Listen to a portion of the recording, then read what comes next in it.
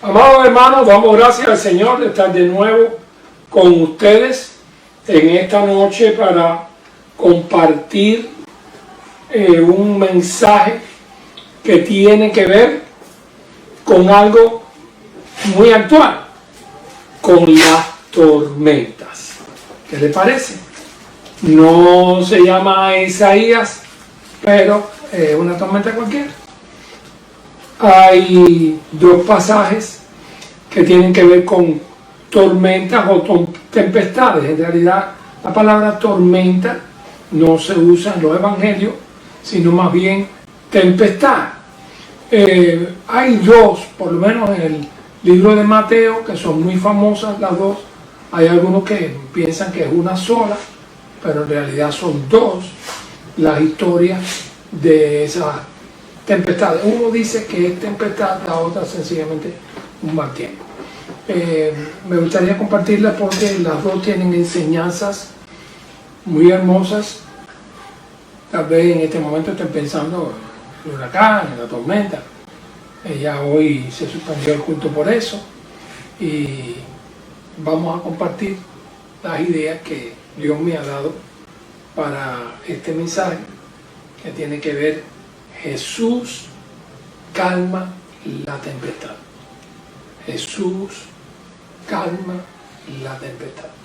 Así que vamos a tener una palabra de oración y después vamos a seguir adelante. ¿Está bien?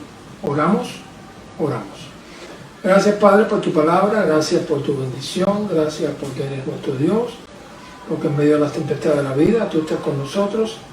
Ayúdanos, bendícenos, danos la seguridad de que no estamos solos y que en todo momento de la vida podamos tener la seguridad de que tu amor, tu bendición, tu cuidado, tu protección y tu paz van a estar a nuestro lado. Dirígenos esta noche, danos tu palabra y que sea de edificación para todos. En el nombre de Jesús. Amén. Bueno, como les decía en la introducción, hay dos pasajes que quiero leérselos los dos para que ustedes puedan estar seguros de la diferencia que hay entre uno y el otro. El primero se llama Jesús anda sobre el mar. Está en el capítulo 14 del Evangelio de Mateo, y el otro está en el capítulo 8 del mismo Evangelio. He querido cogerlos los dos en el mismo Evangelio para que ustedes no se confundan y se den cuenta de exactamente que son dos diferentes. Así que empezamos con el de Mateo 8. Mateo 8 del 23 hasta el 27. Mateo 8 del 23 al 27. Así dice la palabra de Dios. Jesús calma la tempestad. Esto ocurre después de unas cuantas sanidades, después que termina el sermón del monte. Recuérdense que el sermón del monte empieza en el capítulo 5, la bienaventuranza. Capítulo 6 enseña a Jesús a orar, el amor a los enemigos, la limosna, la lámpara del cuerpo, la riqueza, la puerta estrecha, los dos cimientos. Después ya Jesús hace unas cuantas sanidades, a la suegra de Pedro, al siervo de un centurión, a un leproso, y después entonces calma la tempestad. Él iba hacia la tierra de los Gadarenos, ¿ok? Iban a ir a la tierra de los Gadarenos, así que está la historia en Mateo capítulo 8, 23 al 27, y dice así la palabra. Y entrando él en la barca, sus discípulos le siguieron. Y aquí que se levantó en el mar una tempestad tan grande que las olas cubrían la barca, pero él dormía. Y vinieron sus discípulos y le despertaron diciendo: Señor, sálvanos, que perecemos. Él les dijo: ¿por qué teméis, hombres de poca fe? Entonces levantándose, reprendió los vientos y al mar, y se hizo grande bonanza. Y los hombres se maravillaron diciendo, ¿qué hombre es este que aún los vientos y el mar le obedecen? Ese es el primer pasaje de Mateo 8, del 23 al 27. Vamos a leer el segundo pasaje, que es el pasaje que quizás recuerdan más cuando él anda caminando sobre el mar, cuando Pedro quiere ir con él al agua también. Ese es más conocido. Ese está en Mateo 14, unos cuantos capítulos más adelante. Así que Mateo 8, Mateo 14. Jesús anda sobre el mar. Aquí en este momento nos dice que hay una tempestad, pero se levantó el mar, se puso malo aquello, pero la palabra tempestad no está. Esta historia ocurre después de la alimentación de los 5,000. Dice que primero alimentó a 5,000, después alimentó a 4,000. Son dos alimentaciones distintas. Una está en Mateo 14, la alimentación de los 5,000, y después en Mateo 15, un capítulo más allá, versículo 32, está la alimentación de los 4,000. Así que cuando uno decía, ¿eran 4,000 o 5,000? La Biblia se equivocó. Todo eso nos dijeron. O sea, eran dos veces. Una está en Mateo 14, 13, alimentación de los 5,000, y la otra está en Mateo 15, 32, alimentación de los 4,000. Así que con una hojita por el medio están las dos alimentaciones diferentes. Leyendo entonces ahora el 14, Mateo 14, 22. Él alimentó a los 5,000, la gente se fueron tarde, y los que comieron fueron 5,000 hombres, sin contar las mujeres. Enseguida Jesús hizo a sus discípulos entrar en la barca e ir delante de él a la otra ribera, entre tanto que él despedía a la multitud. Era como un padre de familia que está gozoso de toda la gente que vinieron a oírle.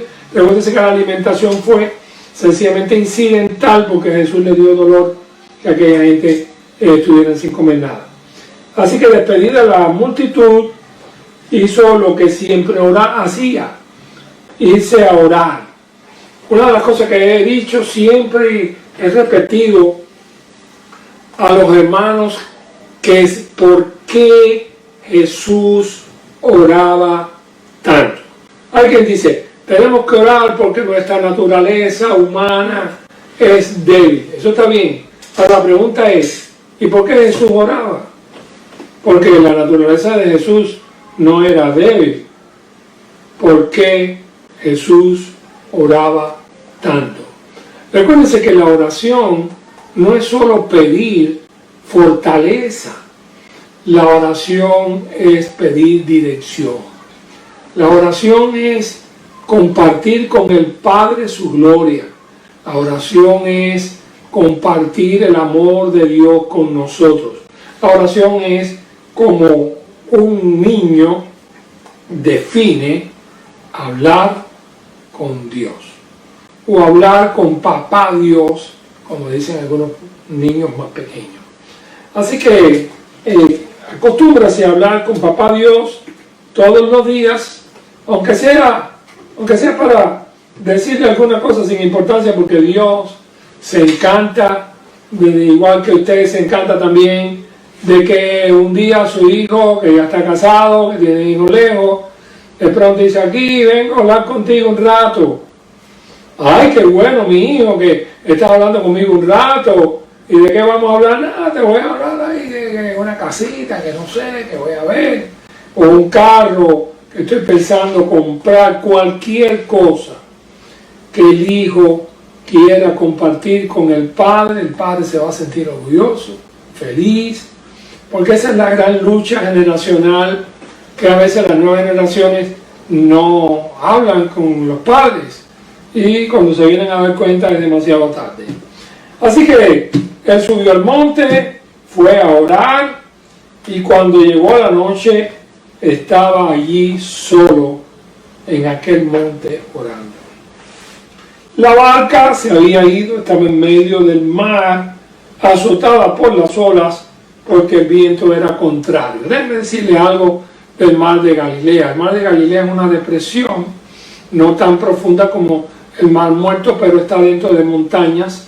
Según la geografía bíblica, dice que a veces los aires fríos de las montañas del norte bajan y chocan con la superficie caliente de las aguas y las orillas, y entonces se forma, vamos a decir, un ciclón local, una circulación, un ramo de nube, o le queramos decir. Lo cierto es que ese encuentro de aires calientes con aires fríos producen tempestades. Y entonces por eso en el mar de Galilea era muy fácil que se presentaran estas cosas. A la cuarta vigilia de la noche, Jesús terminó su oración. A ver, hermano, ¿qué cosa es esto desde el punto de vista de horario? La noche se dividía en 4 velas, que se gastaban en una vela. Se suponía que la vela se gastaba en 3 horas. 4 por 3, 12. Eran la cuarta vigilia, debe ser, o la cuarta vela, que es la misma cosa, debería ser de 6 de la mañana a 3 de la mañana, 3 a 6. Así que estuvo orando hasta las 3 de la mañana. O sea, 3 o 4, porque en el transcurso de esa de la cuarta vigilia es que él va a encontrarse con los discípulos. Estaba un poco antes del amanecer, estaba oscuro, ellos tenían miedo, y en medio de toda esta circunstancia difícil, de pronto, a la cuarta vigilia de la noche, versículo 25, Jesús vino a ellos andando sobre el mar. Ya para poner la tapa al pomo, ven una figura que está caminando en el medio de los relámpagos, de todas estas cosas, sobre el mar. Y los discípulos, viéndole andar sobre el mar, se turbaron diciendo: ¡un fantasma! Y dieron voces de miedo. Pero enseguida Jesús les habló diciendo: tened ánimo, yo soy, no temáis. Entonces le respondió Pedro y dijo: Señor, si eres tú, manda que yo vaya a ti sobre las aguas. Siempre hemos dicho que el carácter que Pedro tenía era un carácter explosivo, se le ocurrían las cosas y ya las hacía. Era un extrovertido de esos sanguíneos que también hacen falta en la vida. No todo el mundo puede jugar ajedrez. Así que él le dice eso a Jesús. Una temeridad, ¿no? A mí no se me ocurriría. Él le dijo: ven. Y Pedro desciende de la barca y andaba sobre las aguas para ir a Jesús. Pero al ver el fuerte viento tuvo miedo y, comenzando a hundirse, dio voces diciendo: Señor, sálvame. Al momento Jesús extendió la mano, asió de él y le dijo: hombre de poca fe, ¿por qué dudaste? Y cuando ellos subieron en la barca, el viento se calmó, se fue, desapareció. Entonces los que estaban en la barca vinieron y le adoraron, diciendo: verdaderamente eres Hijo de Dios. Así que tremenda par de historias, 2 historias bellísimas, las 2 en el Evangelio de Mateo, y vamos a ver si rapidito podemos hablar de una y de la otra. Jesús calma la tempestad. Cuando él iba para allá, para los Gadarenos, y manda a los discípulos a irse en el barquito, dice que él se acostó y se durmió. Y aquí se levantó el mar, como ya le decía, una tempestad es muy común allí, con una tempestad tan grande, parece que la tempestad era fuerte, que las olas cubrían la barca. Así que digamos: ¡wow! Una ola venía, la otra más. Y viniendo sus discípulos le despertaron diciendo: Señor, sálvanos que perecemos. Vamos a parar aquí. Estamos hablando de que por lo menos 4 de los discípulos de Jesús eran pescadores. 4. Pedro, Jacobo, Juan y Andrés. Ellos eran 4 pescadores. Estaban acostumbrados al mar. Ese mar de Galilea ellos lo tenían zapateado para arriba y para abajo. Eran gente que conocían el mar. Sin embargo, aquella tempestad tenía algo raro.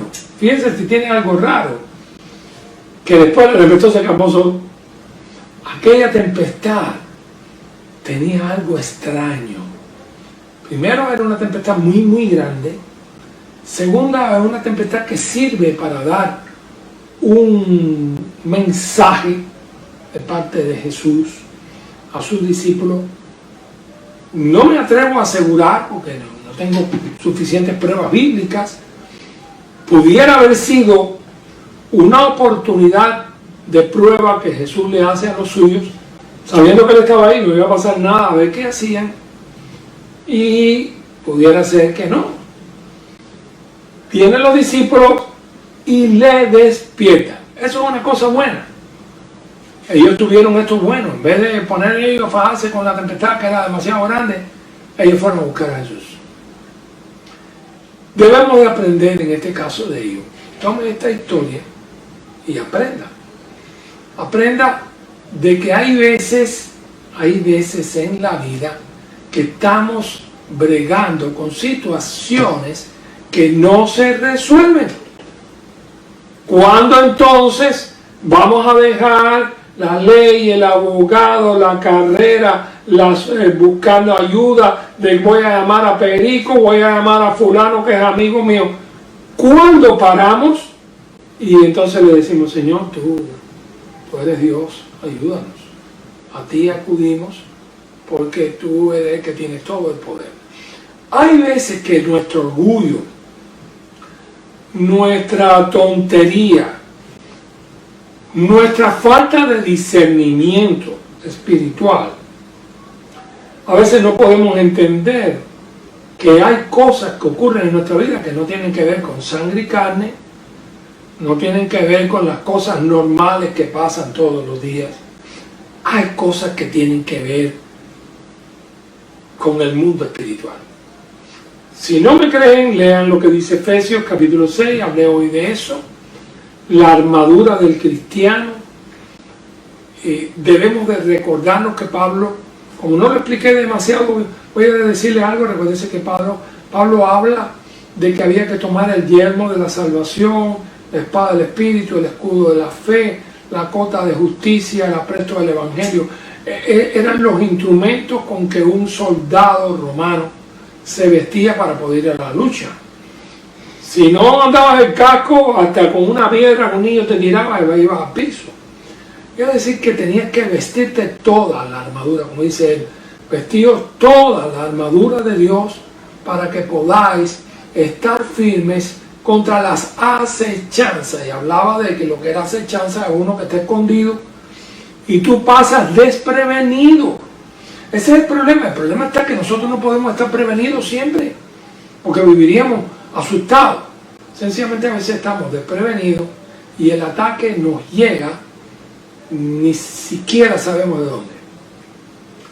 Pero si andas con la armadura, por donde quiera que te ataquen, chocan con una armadura espiritual que el Espíritu Santo te pone, que Dios te pone, y entonces tú estás preparado para la batalla. Así que debes entender eso.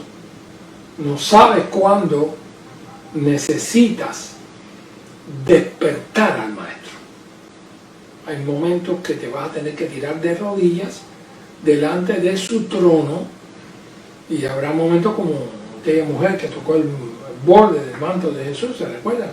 Habrá momentos que tendrás que buscar dónde está, como aquel hombre que fue buscando a Jesús porque tenía su hijo enfermo, el centurión, Tabita. Los familiares corrieron a buscar a Jesús cuando tenían un problema grave en su familia. Ellos, no importa lo que pasara, el asunto era llegar hasta Jesús, presentarle su situación y entonces esperar el socorro que podía venir de Cristo. Así que estamos aquí ahora, de nuevo volviendo a Mateo capítulo 8. Señor, sálvanos, que perecemos. Él les dijo, ¿por qué teméis, hombre de poca fe? A ver, la pregunta de Jesús nos deja un poquito perplejo. ¿Por qué ustedes tienen miedo? La respuesta sería, bueno, pues tenemos miedo porque hay una situación difícil. Pero la pregunta nos ayuda a volver a cuestionarnos. ¿Y por qué tenemos que tener miedo? ¿Por qué tenemos que tener miedo si Jesús está con nosotros en la barca? ¿Por qué tenemos que tener miedo si Él es el Rey de Reyes, Señor de Señores? ¿Por qué tenemos que tener miedo si Él es el hacedor del universo? Ahora el mar está levantado, pero Él es el hacedor del mar. Él es el que lo hizo. Entonces, a veces, nuestra duda al ir a Jesús es que tenemos un Jesús pequeñito. Tenemos un Jesús pequeño en nuestra mente. No tenemos un Jesús que es todopoderoso. La Biblia le llama Pantocratón, el todopoderoso. La Biblia dice claramente en Juan capítulo 1, cuando dice en el principio era el verbo era con Dios y el verbo era Dios. Todas las cosas por Él fueron hechas. Y sin Él, ni mar, ni estrella, ni cielo, ni tierra, ni la galaxia, nada. Todas las cosas por Él fueron hechas. Y sin Él, nada de lo que ha sido hecho fue hecho. Entonces ustedes deben de entender si ustedes tienen al Cristo grande o tienen un Cristo pequeñito. Si ustedes tienen al Logos, si el Jesús tuyo es el Logos, el Verbo, el que se encarnó en Belén, el que murió en la cruz, el que resucitó, el que ascendió a los cielos y prometió regresar, si ese es el Señor, no hay nada en este mundo que no pueda hacer. Puede despertarlo y decirse, Señor, tengo una cosilla aquí que tú la resuelves en un segundo. Ya, el barco se está hundiendo, pero te pido que tú nos ayudes. Así que, mis queridos hermanos, aprendamos a despertar al Señor. Y aquello estaba difícil, ya les digo, pescadores estaban asustados. La otra cosa que dice en el versículo 26 es que reprendió a los vientos y al mar. Los reprendió. Sencillamente, oye, cállate, oye, párate. Y la ola se paró, el viento se calmó y estos elementos inmediatamente se quedaron tranquilos. El término grande bonanza se utiliza o se utilizaba en los barcos de vela y en la navegación a vela. La bonanza era cuando no corría ni una brizna de aire. Las velas hacían bla, el mar se quedaba como un plato y tú podías ver una sardina que brincaba allá a 1 kilómetro, porque el mar se quedaba así, tranquilito. Y dice que eso fue lo que de pronto, de una tempestad, de pronto, ¡fua! Bueno, se ve muy lindo en la película La vida pública de Jesús. Se ve cuando Él se para delante del barquito y manda a parar los vientos y aquello se queda muy tranquilo y muy bello. Eso fue lo que dice ahí. Se hizo grande bonanza. No fue que paró un poquito, no, hubo grande bonanza. El mar se aquietó. Y es por eso, tal vez se hubiese quedado un poco de tempestad, pero el cambio fue tan grande, de blanco a negro, de grande a chiquito, del mucho al nada, que dice que los hombres se maravillaron diciendo, ¿qué hombre es este que aún los vientos y el mar le obedecen? hace unos 35 años escuché al pastor Antonio Pérez Ravelo en una iglesia, creo que fue estando yo en Camajuaní, que predicó un sermón de evangelismo titulado ¿Qué hombre es este? Nunca se me olvidó. Nunca se me olvidó cómo habló de Jesús. Pero el nombre del mensaje era ¿qué hombre es este? Era este versículo. No trataba de este tema, pero sí trataba el ¿qué hombre es este?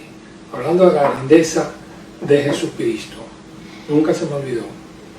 Mi querido hermano Antonio, espero que esté bien allá por Jacksonville, por donde él vive, por allá arriba.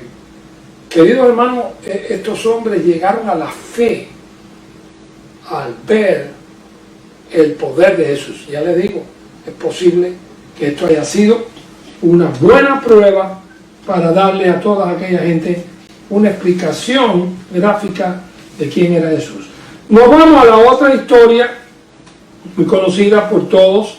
Jesús anda sobre el mar cuando Pedro se baja de la barquita y todo esto. Vamos a ver si podemos adelantar. Después que él despide a la multitud, que se queda orando hasta la madrugada, y a la cuarta vigilia de la noche, es decir, entre 3 y 6 de la mañana, él viene andando sobre el mar, y los discípulos ven un fantasma, y tened ánimo, yo soy. Entonces me maravillo de la fe, del arrojo de este hombre extraordinario de Dios, que fue el apóstol Pedro. Señor, si eres tú, manda que yo vaya a ti sobre las aguas. A ninguno de nosotros se nos hubiera ocurrido. Es posible que hubiéramos dicho, oh sí, Señor, eres tú, qué maravilla, qué bueno. Pero decir, yo quiero ir caminando para allá, la verdad que a mí no se me hubiera ocurrido. Ahora, lo que dice la Biblia es también una enseñanza. Él le dice, ven, y descendiendo Pedro de la barca, andaba sobre las aguas para ir a Jesús.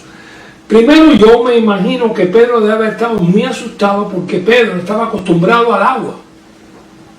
Nació y se crió metido en el agua, un pescadito, con su padre, en barco, nadando desde el chiquitico. Pero el agua que él conocía no era un agua dura, no era hielo, ahí no.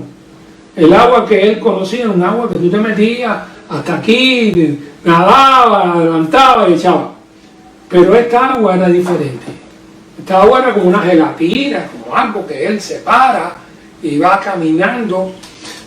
Y por lo tanto, dice que mira para acá y mira para allá, ve el fuerte viento, y entonces después de mirar el viento tuvo miedo. Dicen los comentaristas, los predicadores, los evangelistas, y yo también lo he dicho, que lo que le pasó a Pedro fue que quitó la vista de Jesús. Eso fue todo. Que él dejó de mirar a Jesús y a confiar en la mano que Jesús le tendía para allá, ven, ven, ven. Y que él se pone a mirar el viento y cómo es posible, y qué hago yo aquí, y cómo estoy caminando, y esto hay una tempestad. Todo eso, las condiciones adversas le quitaron la fe. La fe no puede dudar, dice Santiago. Pida con fe, no dudando nada, porque el que duda es igual que una onda del mar. Diga esto, que es llevada para aquí y para allá. Así que él no podía dudar, tenía que caminar por ahí para allá, sin pensarlo hasta llegar a donde estaba Jesús. Sin pensar, sin mirar viento, ni aire, ni olas, ni nada. Pero él miró las circunstancias.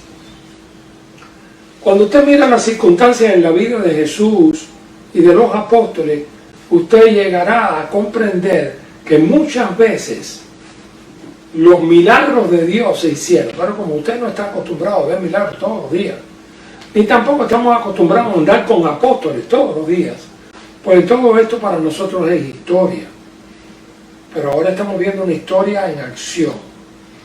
No quites la mirada de Jesús.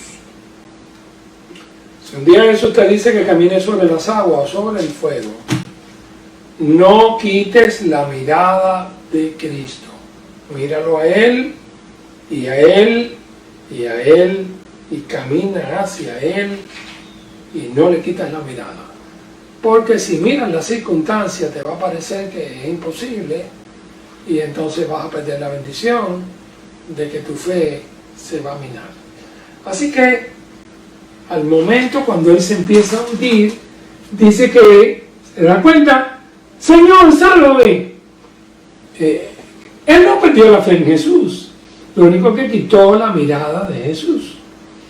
Y entonces al momento Jesús, no lo dejó ahí abajo, ¿verdad?, extendiendo la mano, lo agarra y en ese momento le dice la frase, hombre de poca fe. Quizás tuvo más fe que cualquiera de nosotros, porque caminó por arriba del agua. Quizás el problema estuvo en lo último que él le dice, ¿por qué dudaste? Ahí es donde está el problema. No en la falta de fe, sino en el exceso de dudas. Y usted va a tener que batallar mucho con eso toda la vida, porque la fe y la duda son dos caminos distintos. Uno es para acá, el otro es para allá. Y siempre la fe le va a exigir que usted se olvide de las dudas. Si usted quiere caminar por fe, tiene que olvidarse de las dudas. Y déjeme decirle, le estoy aclarando esto. No quiere decir que uno no tenga en cuenta las dificultades por medio de las cuales una cosa tenga que establecerse, porque yo le estoy pidiendo a Dios. Y yo sé que hay muchas cosas difíciles atravesadas en el medio, pero yo se lo pido al Señor y le pido y le ruego que Él tenga misericordia de mí. Hay otro elemento, y el elemento lo dice Juan, y dice que si pedimos alguna cosa conforme a su voluntad, Él nos oye. Y a veces, como dice Santiago, porque la oración tiene varios reguladores, Santiago, uno de los reguladores de Santiago es que pedís mal para gastar en vuestros deleites. Entonces, ¿qué está pasando? ¿Por qué la oración a veces no falla? Bueno, no falla porque pedimos mal. ¿Ok? Pedimos mal y pedimos para gastar en nuestros deleites, y entonces lo que va a ocurrir es que entonces Dios no nos va a dar lo que pedimos, porque no estamos de verdad pidiendo lo que necesitamos, sino cosas que no necesitamos. Si alguno de vosotros tiene falta de sabiduría, pídela a Dios, el cual da todo abundantemente y sin reproche le será dada. Pero pida con fe, no dudando nada, porque el que duda es semejante a la onda del mar, que es arrastrada por el viento y echada de una parte a otra. No piense pues quien tal haga que recibirá cosa alguna del Señor. El hombre de doble ánimo es inconstante en todos sus caminos. En este caso es sabiduría, sabiduría antes de la cosa. Hay que pedirle sabiduría para saber si puedes pedir eso o no. El Espíritu intercede por nosotros, y habrá veces que tú quieres pedir una cosa al Señor y el Señor no te deja. No le pidas eso. No le pidas eso. A veces estamos equivocados en cuál es en realidad nuestra necesidad. Que dice, Señor, yo quiero un contenedor de medicina. Está mal. No. Eso es un error. Si yo tengo un contenedor de medicina, más nunca tengo que comprar una pastilla. No. Pídele una tonelada de salud. Ah, sí, ¿verdad? Si tú tienes salud, no tienes que comprar medicina. Pues es inteligente, como tú vas a pedir medicina, porque tú quieres medicina. Tú lo que necesitas es salud, la bendición de Dios. Entonces a veces tenemos esos troques que pensamos las cosas que son más importantes para nosotros y resulta que no es así. Esa es una batalla que tenemos por no pedir mal, como dice, pedís y no recibís porque pedís mal para gastar en vuestro deleite, dice el hermano Santiago. Así que tenemos que rogarle al Señor cada día que nos dé las cosas necesarias. ¿No dice el Señor eso en el Padre Nuestro? Pero ¿cuántos cristianos? Algunos dicen, bueno, no, el Padre Nuestro es un rezo. No, un rezo. A veces oro con el Padre Nuestro. Está en los cielos, santificado sea tu nombre. A veces le hablo palabra por palabra porque la estoy razonando. ¿Qué es lo que dice el Padre Nuestro? Primero, habla con Dios.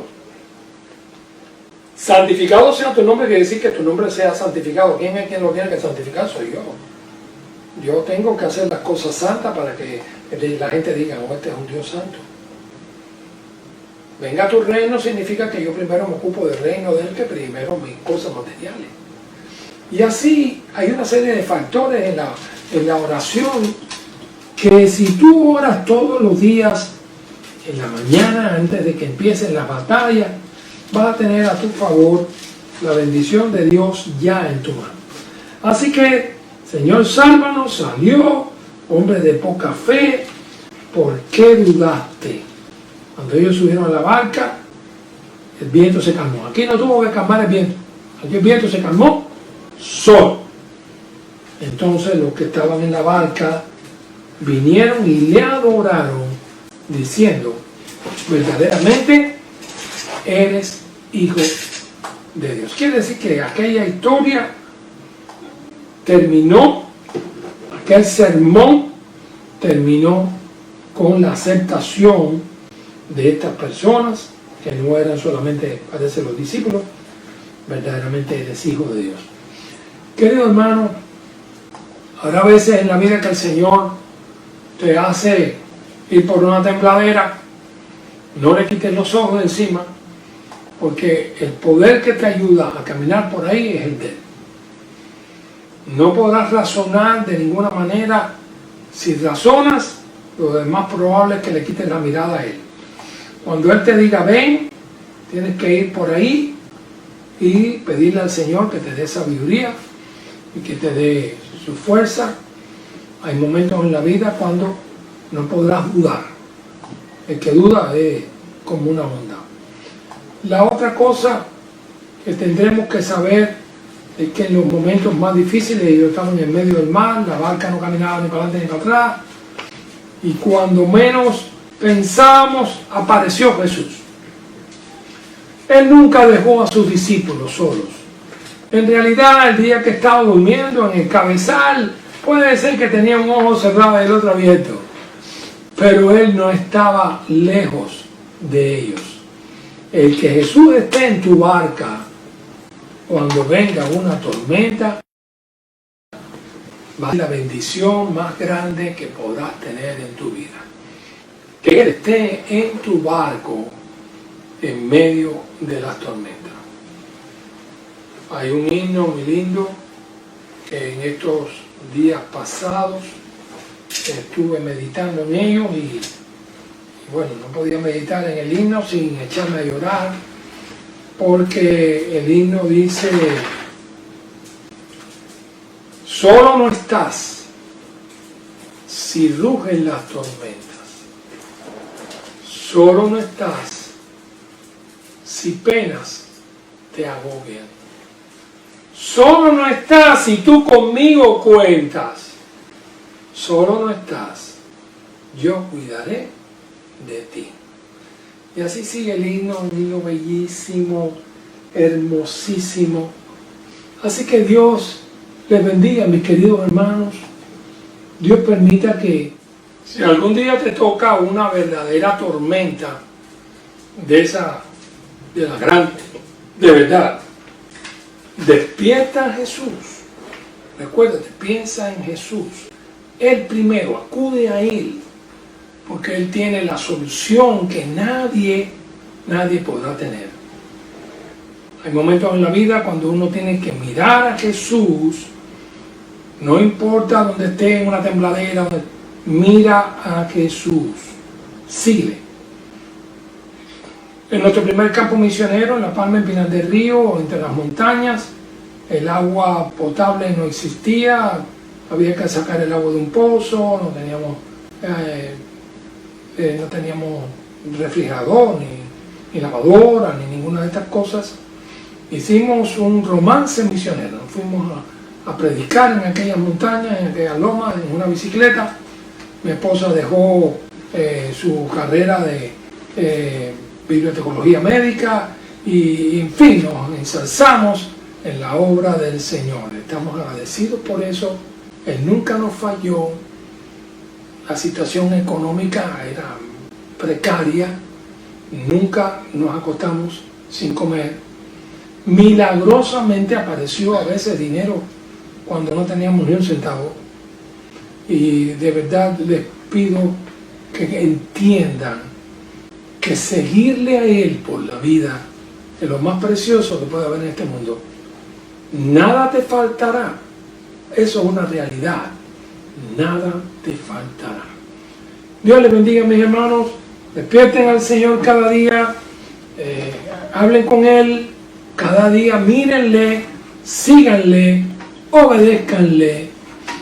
Y Él se encargará de tus tormentas. Por grandes que sean, no son nada para Él. Que el Señor te ayude mucho. Oramos. Gracias, Padre, porque en ti tenemos paz.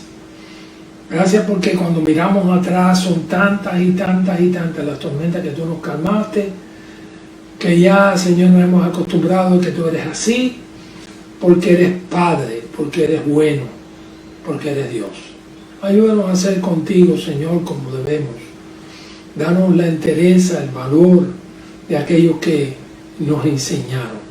Perdónanos las veces que no hemos hecho lo correcto. Y danos, Señor, a cada uno de nosotros la fuerza para obrar conforme a tu voluntad en cada momento de la vida. Oramos pidiéndote perdón por nuestros pecados, por nuestras faltas, en el nombre, sobre todo nombre, en el nombre maravilloso de Jesús. Amén. Dios le bendiga, hermano.